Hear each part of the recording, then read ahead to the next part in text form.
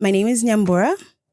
I am today at UNWRAP. I'm an artist. I've specifically done that because I'm a founder and creative director of a company. So you can get lost in the making, the administrative, the managing, all that business speak. So for me, the biggest thing being at UNWRAP is just being an artist and talking about how I'm not a gamer.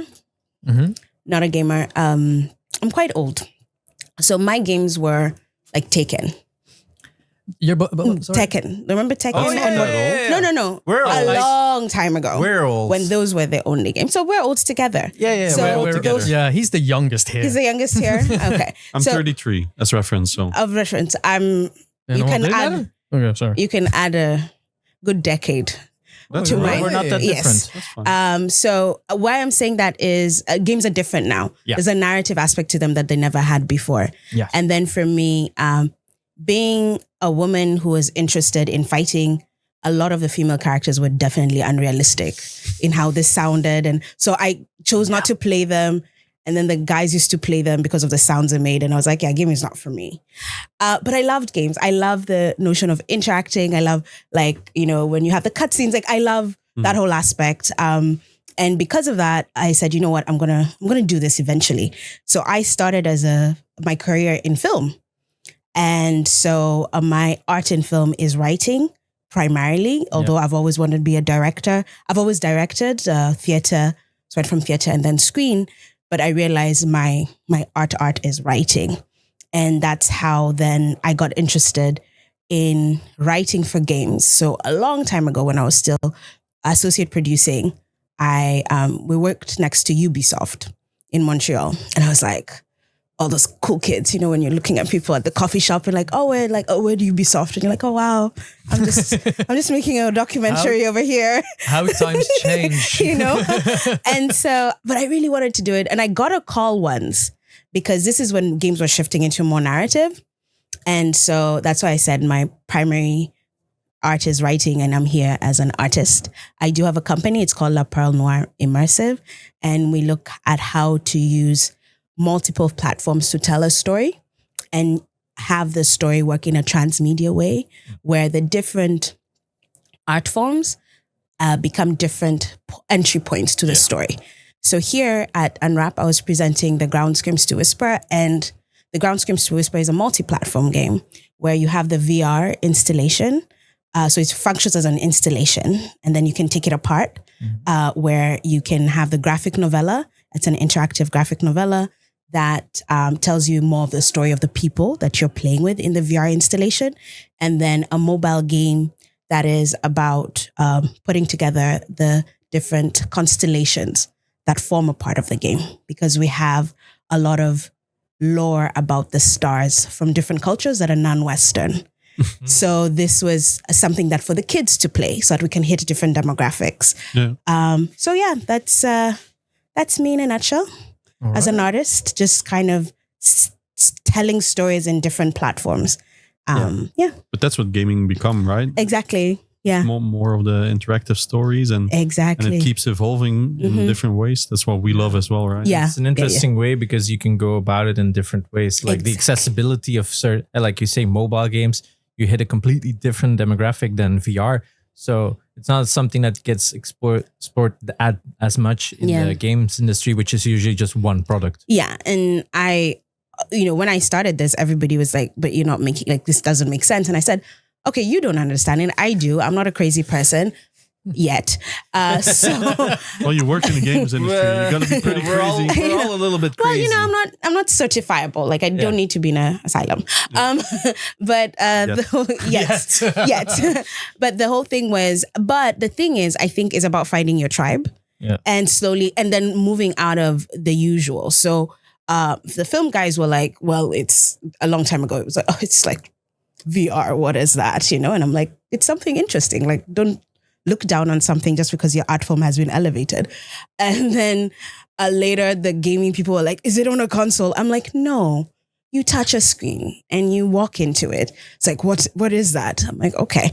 And slowly you find, I found my tribe in places like cultural organizations, institutions that were like, oh, we'd like for you to put an exhibition about this subject. And I was like, okay. And then I brought different elements. And how I started doing immersive work was with sound. So I'd get DJs and I'd get sound designers to come in and respond to the work. And then would set up. And then everybody was like, oh my God, this was so great. And I was like, there's an audience, you know? Yeah. And there's also about building and finding an audience. So slowly it's not that I'm not crazy, it's I've just found all the other crazy people with me. And we've taken a journey together.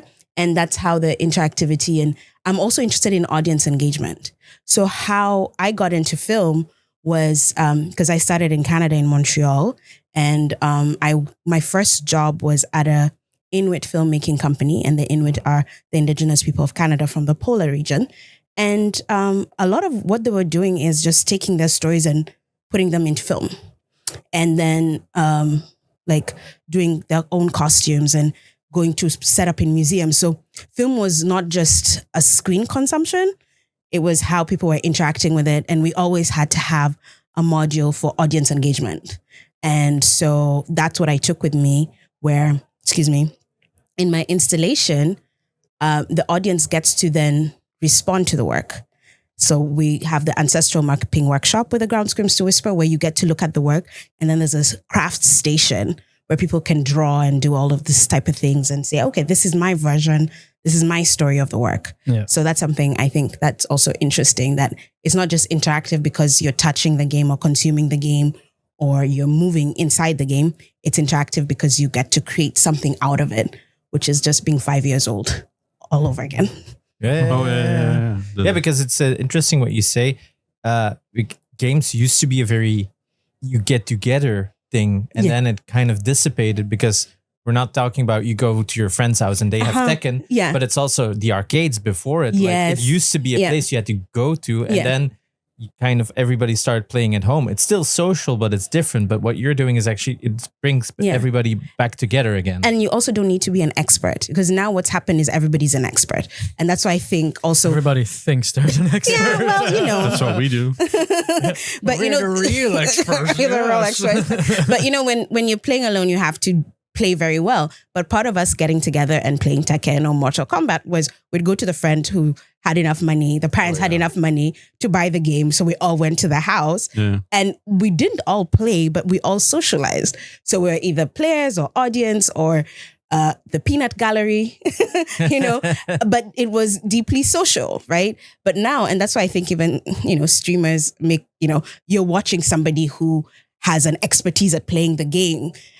In a way or that fun personality. Yes, fun personality. Yes, no, but you understand where we're watching other people play something in ways that we used to do it, but it wasn't because somebody was really good at it or could make money from it. It was like, oh, so and so was good at this, but we also had other lives, you know, and other ways that we interacted and socialized. It wasn't based on one thing. So that's what I think was what I was interested in, is how do you bring back that aspect of sociability and socialization and connection. I mean, human beings, that's how we exist. How do you bring that back in ways that take a very isolating technology and a very solid, that can make you very solitary in certain ways, and how do we convene around it again and enjoy ourselves? So it's also something we all did as kids, right? Got together, played games on a big TV. So it's something I hope that my kids also will or a small TV.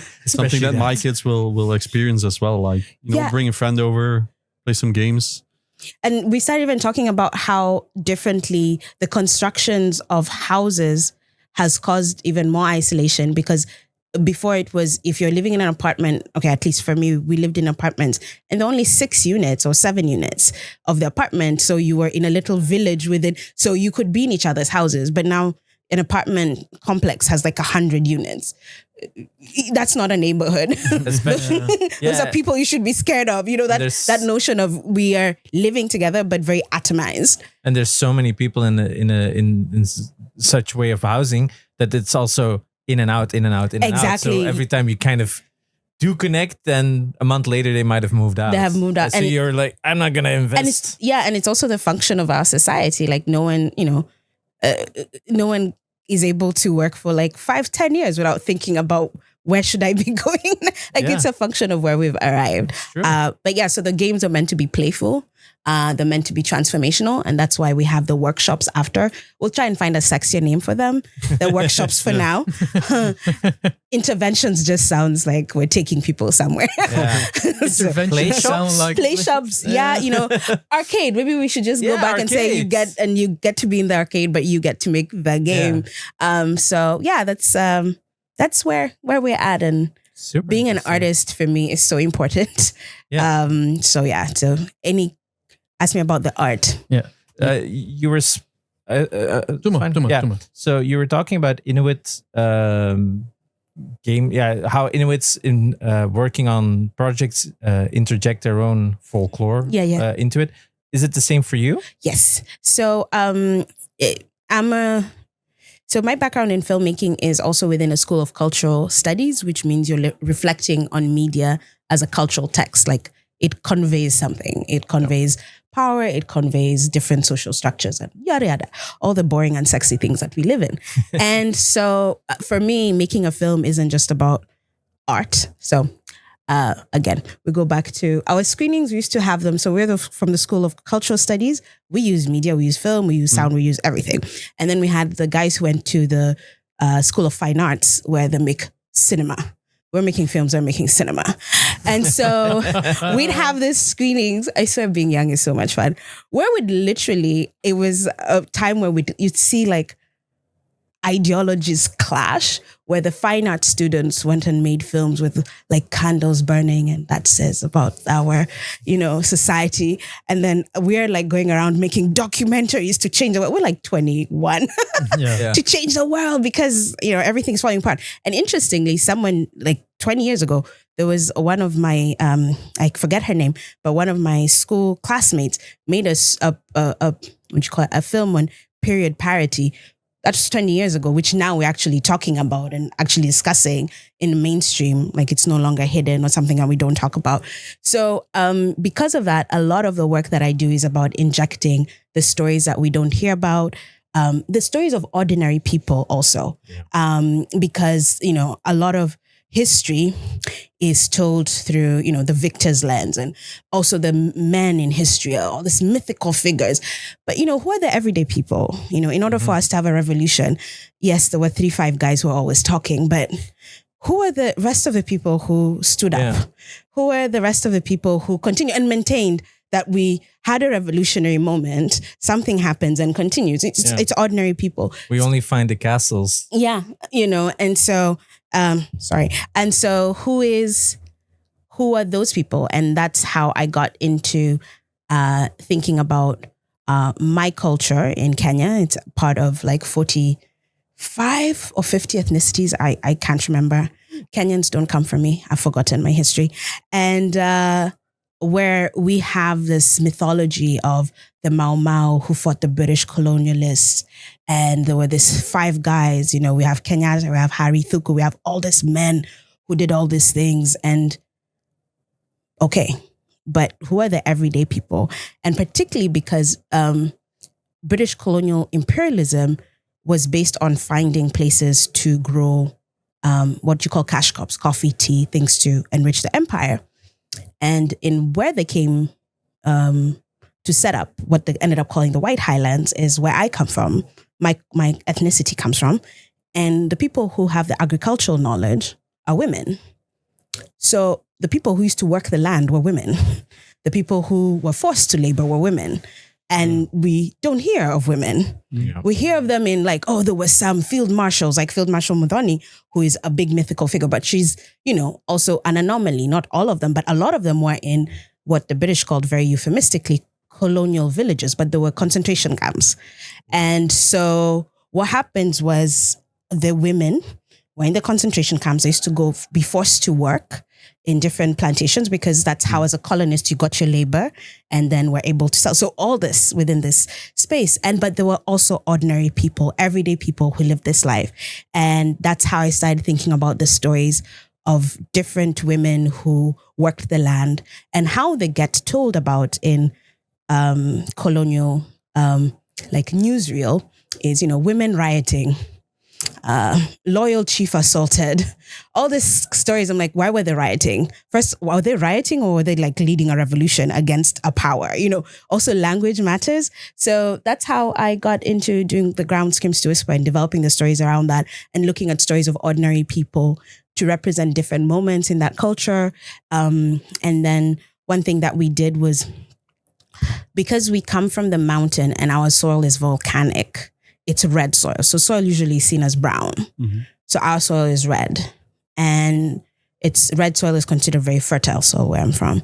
So also, even in building the world, the environment of the game, we had to really think about like what color of red, like what tone of red are we using? What vegetation? The idea that we come from a mountain. It is Africa. Most people think about the savannah, something, the savannah, something flat, kind of going on forever. But we're from a mountain. It's mostly fog. It's mostly deciduous forest, like green forest, and then the evergreen. So you're dealing with very misty, mythical kind of spaces and wooded ground. And we also have elephants that go in the forest. So how the trees fall is also different, So these are things we never used to even think about. I'm from a city, right? Yeah. And like, it's a building, it's a tree, it's there's soil somewhere. The food comes not from the cities, comes from somewhere else. So having to interact with all of that and starting to think about your culture, not as something that you say, oh, I'm a Kikuyu and we eat this and we do this and you kind of move on. Is it hard to find like books and studies on all of this? It is. And that's why our research, a very fundamental part of my art is research. And it's so weird to say that, is because, we imagine art as, the drawing, all the pretty things, right? But the research is important because you realize how much of that. So everything I'm talking about is something that I found that I had to extrapolate to figure out what was going on, because there are gaps. Yeah. The silences that are so deafening, very loud silences. Destroyed. Yes, destroyed. Well, Imperial Reckoning is one book everybody should read. And I mean, it was a method of British Colonial Office to destroy all the records once the different places that they were in were getting independent, which I always found very weird. I'm like, so we all know you burn records and no one ever thought that you'd be caught. Power is intoxicating. Wait, you never thought people would think something about you burning records, and now we're reflecting upon that in history. But or we just steal it and put it in a museum over here. Exactly. There's that, and those are some of the gaps where you find certain things where like, oh, we didn't have that, and then you're like, oh, it's actually in the British Museum, or it's in the German museum. Yeah. And it's one place that I'm going is to Brussels, the African Museum. That's really cool. It is really cool and very disturbing all at the same time. Yeah, to because be they did a big renovation a couple years back because it used to be very bad. Yeah, but they have like huge faults, right? Of stuff that's not in there. They fixed it. They got their reckoning that they did? Yeah. Because I think the new version has only been open for 2 or 3 years now. And it's now called the African Museum. Before it had a very interesting name. It was probably like Congo Belgique. Yeah, something like that. Imperial something. I recognize that name. Yes, it's that one, because I was communicating with them like about 10 years ago. About trying to get access to. Yeah. I've been to the renovated one, and it's well, fun is the wrong word. But it is fun. It's a beautiful one. It's super interesting. No, and so I want to go, and now I'm feeling like, what do you call it? Like my own version of Indiana Jones going to raid an archive. And Indiana Jones is just print Post-its and then everything. You just leave a note. Wrong, I know. Wrong. Deliver at this address. Yes. Thank you. Oh my God, that would be such a great installation. But it's true. I worked with just to finish this. I worked with as an exhibition producer for, it was called Invisible Inventories, and it was with 2 museums in Germany, and I can't pronounce all their names. One was in Cologne and one was somewhere else, I forget. But those 2 museums were having their reckoning and were going through all this different archives that they had. And then they were working with the Nest Collective in Nairobi to kind of understand what's there. And also the fact that how all this was gotten, it can be pieces of a thing, you know, where you have something here and it's linked to something else, but because you as the British person does not understand this culture, is like, look this totem that I have, but you're like, this is part of a whole. Yeah. And you're not understanding that you're not just presenting artifacts of things that you've stolen and, you know, showing how great you are. And you're like, yeah, but this is part of a whole. And you're not understanding the power of part of a whole because you're just understanding, oh, look what I got from wherever in Africa, and whatever story comes with the capture of it and what the savages did, or the natives, whatever word they were using. Yeah. So, but it's interesting because doing all of that research, honestly, life is stranger than fiction. A lot of the stories have been what we read, or then creatively filling in the gaps, and we call it critical fabulation. But really, I didn't come up with a lot of it. Like, I didn't have to think so much. Is that as humans, we've been up to so much that I just need to be like, oh, pick an epoch and see what we can do and what we can get from it. So research is a very big part of doing that work. Yeah, so the HQ is in Montreal from your company, or? Yes. Right now it's in Montreal. It's called La Pearl Noire Immersive. And then in Kenya, it's called Akoya & Company. Oh, okay. So it's two. And we're seeing how we can work across continents, because we have developers in Kenya and we have artistic directors in Canada and Colombia. And we have also looking to, because we tested the workshop in India, we're looking to see what we can do with an Indian team in terms of showcase, because our histories are so similar.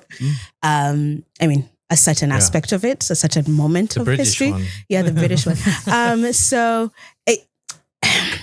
I love making art because I get to meet really cool people around the world. And I'm very grateful that I have a producer's mind, so I'm able to structure it and make money from it, or rather make money for other people, which makes things easier to hire people and pay them. That was kind of where I was going to. So you're from Montreal. You're doing exhibition or whatever you want to call it. Yeah.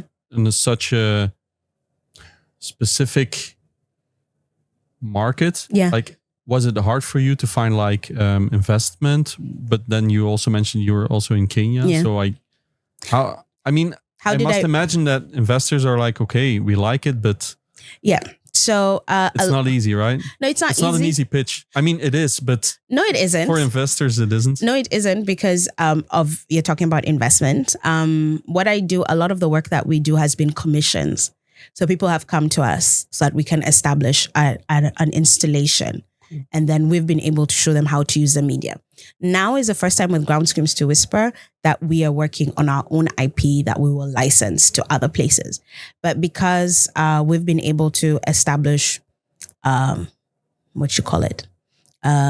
expertise, people know us for this, where then I'm able to then pitch ideas to organizations and be like, maybe you can use this, and show them a prototype of a project, and like, oh, okay, you mean we can do this, that, and the other. So a lot of the work I've had to find, but more importantly is that in trying to find the work, I've also been able to determine what this niche is, what the niche market is. But the niche market is very wide because everybody is looking for solutions to how to deal with their content. So looking at places that have archives, and looking at places that are community-based, looking at, again, the unsexy stuff, going to councils, going to the mayor's office, who have, I don't know how it works here, but all of them have a culture attaché kind of thing. And so that's actually our next kind of looking at business is what councils can we target to start working with. Right now, we're pitching something to a museum in Halifax. Hopefully, they just got a UNESCO designation. The name is Africville, and I've been following the archive since I was in Montreal, which is in 2000. And I've been wanting to work with them. And then this happened, and I'm like, I really want to pitch to them. So I do a lot of pitching, but because of our work, our body of work, it has become easier and easier. to pitch and for people to be like, oh, yeah, we want this. Yeah. And then now, as I said, the Ground Screams to Whisper is our first IP that we're taking around and getting money for. That it took a super long time to start convincing everybody, and all the research. I mean, must be crazy. How long have you been doing this? Which part? Working specifically with installations is 6 years. The research on the Ground Screams to Whisper as a function of my company has been since the idea was in 2020. I had just come off getting together, curating and producing a VR installation, the first one in Kenya. And it was really exciting. I saw all these people, all ages, and that's how I started talking about different demographics. Everyone was showing up so they can experience these different artworks, but in VR, and setting up a space where people don't feel alienated by the technology, which was a very important aspect of how we work. So just before I went for a break in February of 2020, and I started drawing the installation, and I was like, okay, I want a coffee plantation, because all of this happens on coffee plantation. I want haptic feedback. I want to bring in a coffee plantation where people touch things and there's feedback, and then certain things come up either through holograms or whatever. I was just imagining this space that you walk into and learn about coffee through the stories of these ordinary people and ordinary women. And so I started drawing it, and then the pandemic happened. The world shuts down in 2020. Later, And then I started thinking about, oh my God, then it has to be a little bit different. And in it, I started then working with the Africa Digital Heritage.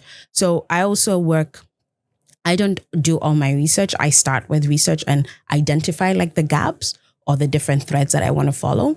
And then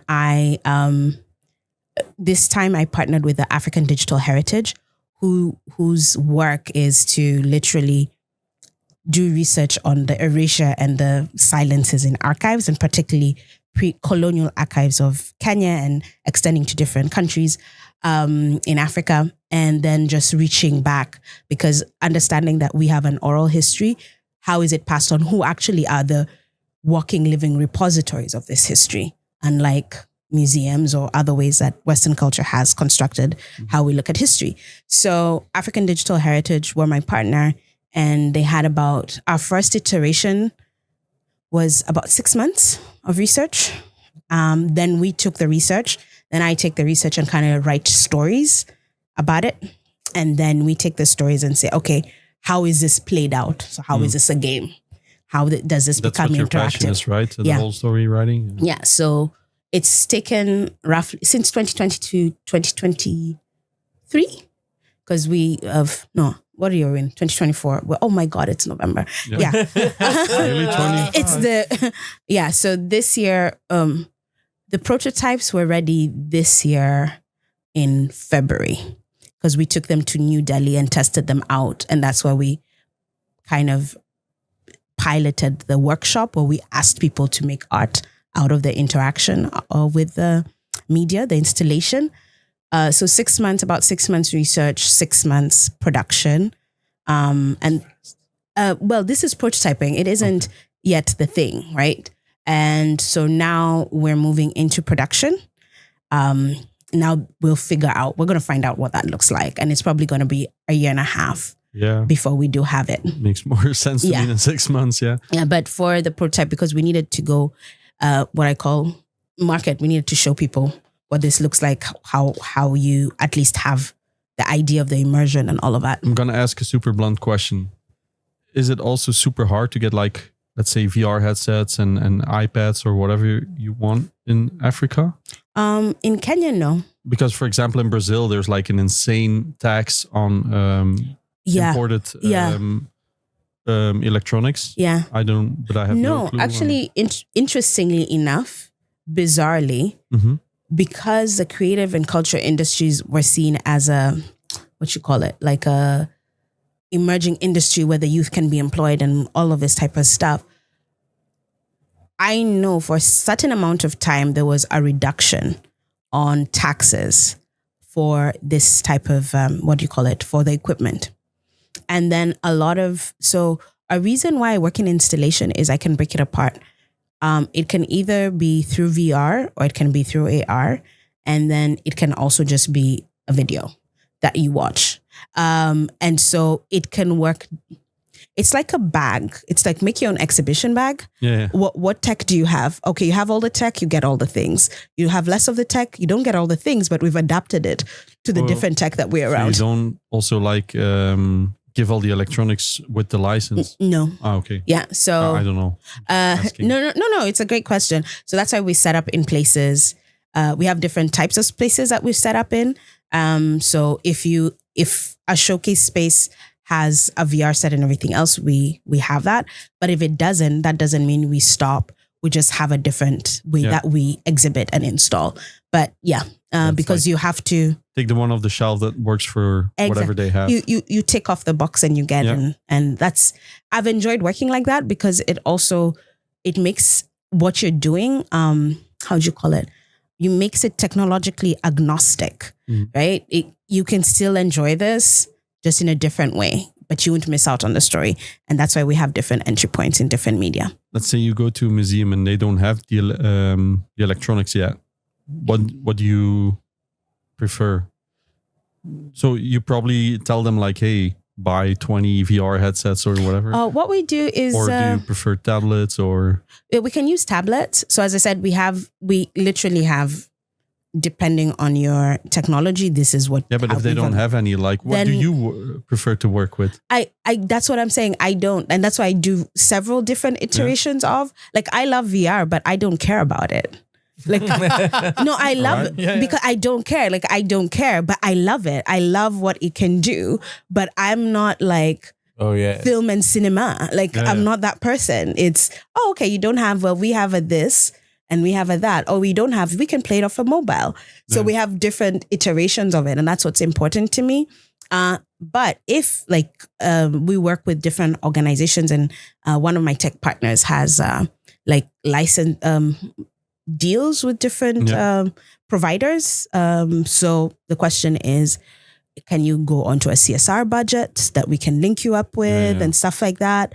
I try not to do like the white savior thing of, we've brought you VR headsets. If that is not what you need, maybe you don't need that. And that's why we have a different version of the work. And so we tour in different ways.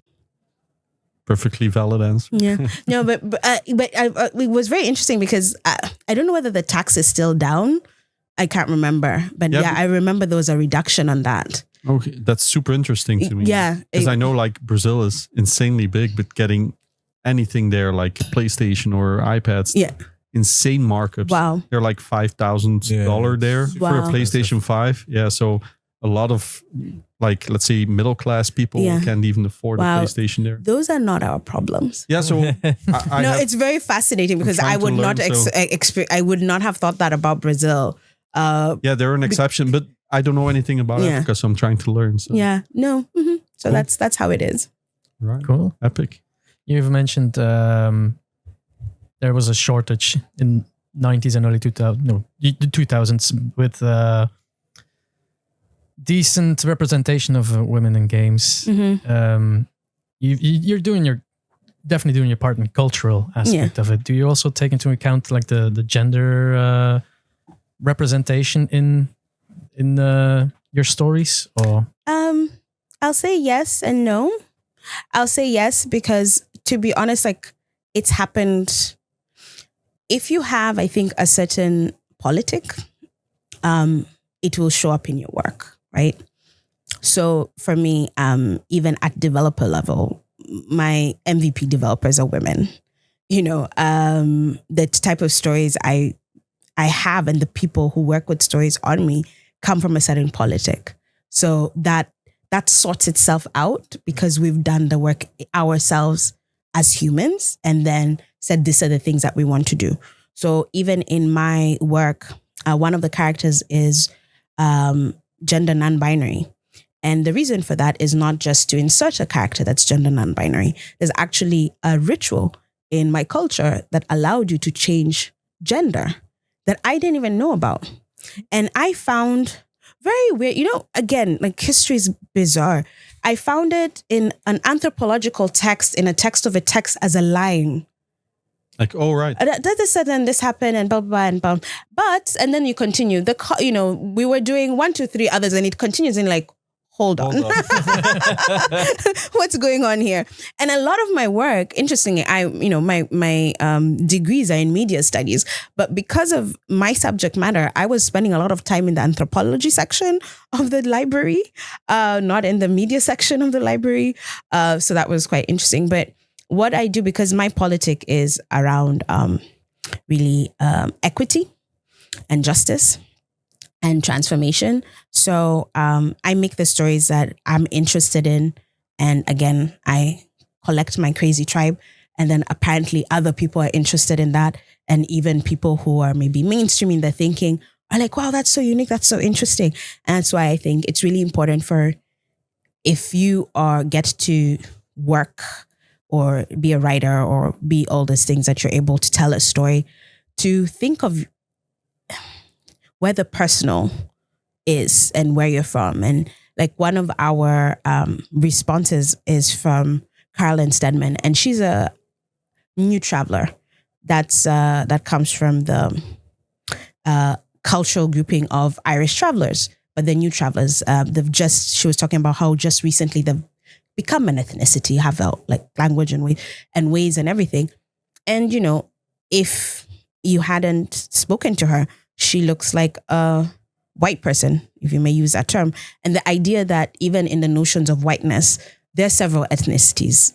Saying you're white just kind of collapses your specificity in this world, because there are languages that are ethnic, like you have languages, you have cultures, but when you collapse it and say, we're liberal, this and that, I'm like, okay, great. But like you have a way that you are.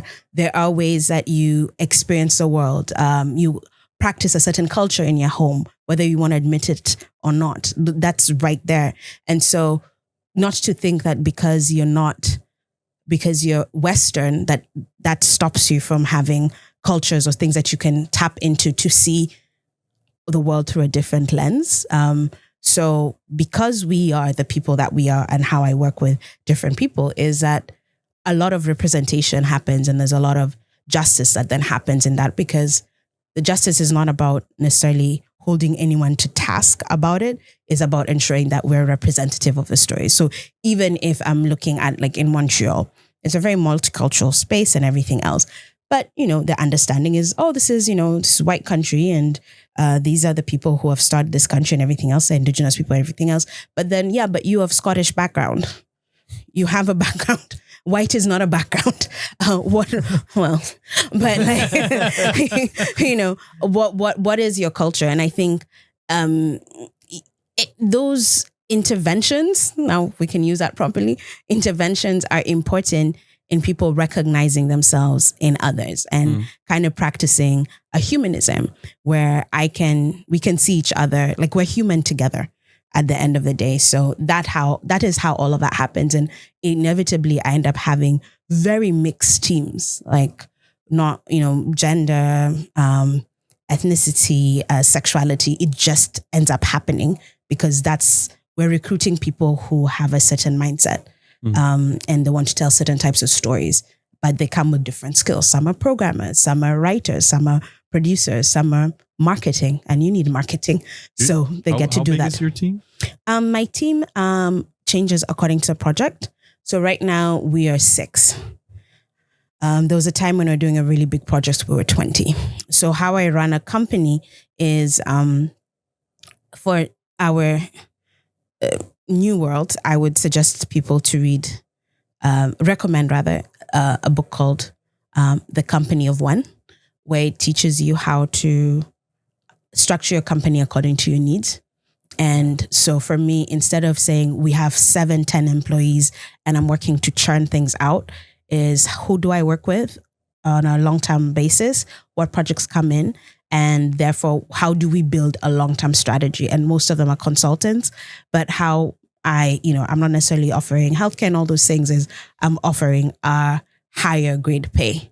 So that's how I'm able to level things out. And people like working with me and each other. So whenever there's a project, they're like, okay, great, we'll come and work if we have the time. So that's how I structure that. I think it's the same happens here in Belgium. Okay. Yeah, we're used to more smaller teams that grow and shrink, and according to what's happening. Exactly, because especially with game development, you don't always need every profile the entire time. Yeah. Unless you have, of course, a very big studio who's already working on the next game. And we're not doing that. We don't have the budget. I think the most important question is: do you like poutine? Yes, I do. I absolutely love poutine. Because that's from Montreal, right? Yeah. It is from Montreal. My Quebec people representing, and also we have different types of poutine. Ooh. So now you can have you can change the sauce, you can change the cheeses, the fries stay. There's some people have like sweet potato fries, and I'm like, yuck. It has to be a potato. They're okay, but not like poutine. Yeah, well, exactly. You're talking to a bunch of Belgians, so we're like, it has to be potato. It has to be potato. And so that's the only tube are allowed. Anything else is not allowed, but you have different types of sauces. Oh. And we've bougied up the poutine. Okay. You should try Stouflé. Stouflé, yeah, the Belgian version. Yeah, without cheese though. So we don't have just like the disappointment in I'm from Quebec, like it's wine, cheese, beer. Like wine, cheese, beer, hockey. For us it's beer, chocolate, fries. Beer, chocolate, fries. Well, I did that yesterday, so I think I'm practicing my Belgian well. Okay. Hey. That's good. Appreciate it. Yeah. Okay. Thank you so much for the interview. It was the easiest interview. We didn't have to ask any questions. You just explained everything. Yeah, it's clearly that you're a storyteller. Yay! We just got to sit back. Validation. All right. Thank you so much. I think everybody was very pleasantly surprised. Oh yeah, not surprised, but very pleasantly entertained by your... I'm also surprised I'm awake. So... the jet lag. I'm waiting for my last person to arrive. Like there's an aura that's missing. We need Red Bulls, take him. When did you fly in? Well, I arrived yesterday. But like I arrived yesterday when I was meant to be asleep. I've tried to catch up, but I haven't. So there's one person missing for me to be properly integrated as a whole NYAMBURA. So I'm waiting. I think today they will arrive, and tomorrow I shall be. Awesome. One. I don't know. You won't be here tomorrow? But I will be. You will. I will be. When are you flying back? I'm staying until the 13th. Oh, wow. Yeah. Oh, rip jet lag then. So I will. It's gonna be bad. So you're gonna do Brussels. Yeah, I'm gonna do Brussels after. Gonna do anything else or? No, I've just left it at 1 so that I don't try any direction. You want. And I went to sleep. And the other countries, because in Belgium we just drive 2 hours. And no, I don't have the stamina for that. Because in Cologne, you mentioned that's like 2.5 hours. Yeah, if you're from Brussels, it's easy by train. Yeah. Good for you. I do not. Okay. I am sticking in one place and I am sleeping. I'm having beer, chocolate, and fries. Right. That's a plan. The Flemish stew. There's a Flemish stew. You have to try the Flemish stew. What is it? What is it made with? It's made with meat. So it's beef meat. Beef. Yeah. They have a variation with pig meat, but most of it is beef. And there's beer in it. Oh, nice. Yeah. And the vegan one is even also good. So why would... Yeah, if you can have meat, you should have it. I'm sorry, vegan. I don't understand. The vegan version is without meat and without... That's just it. They have a replacement. Okay. It's all good. The spongy things they eat. I forgot the name. Tofu? If you want to eat it, just ask locals where is the best place to eat it. You'll probably get 15 different answers. Yeah. But it will be good. They'll be delighted if you asked. You see, now I'm getting my tips to usually be a good Belgian. Because every town does it with their local beer. So then it's like, So what's the local in Kortrijk? Omer. Which is good as well. It's heavy. Okay. If you drink Omer, it's it's. When you say heavy, it's like a lot of alcohol. Okay, so it's heavy high percentage. High percentage. And isn't it? So it's like 12, 13? Yeah, and it lies on your stomach as well because it's so high in... No, Omer is 9. Wait, 9. Don't fall into the Belgian waffle trap. We don't put anything on our waffles. If they're like Liège waffles, you just have them. Because for tourists, they're like, you put chocolate on it and you put like whipped cream, but they're like sugar waffles. So... They're already sweet. You don't need to. Then there's a Brussels one. You put stuff on that one. Okay. We don't really eat waffles. We're just selling Belgium at this point. It's a tourist trap. It's a tourist trap. I love it. You eat it like twice or 3 times a year. Maybe. Oh my God. Like, so I had it in Canada. It was the worst thing I've ever eaten. yeah, but You had Belgian like waffles Belgian waffles in the why States would you and do that though? Canada is Because a different thing. My employer was like, "Hey, it says Belgian. Eat it." You're so Yeah. nice and you did. I think the difference is That was bad. They put fried chicken on there for no Yeah. reason. yeah, but that's like American. Yeah. Like I know. waffles and maple. chicken. Yeah, I know. But And they maple they and- use pancake batter for waffles. Yeah, We which don't is not. We don't do that. Yeah. So it's a Man, completely man. different batter. Wow. I have All right. It's even a Vietnam dry We batter. should have lunch because we Clearly. haven't ate in hours. Yeah. Yes, All let's right. do that. Okay, thank you. Thank you so much for Thank coming. you. Appreciate it Thank all. you. very much.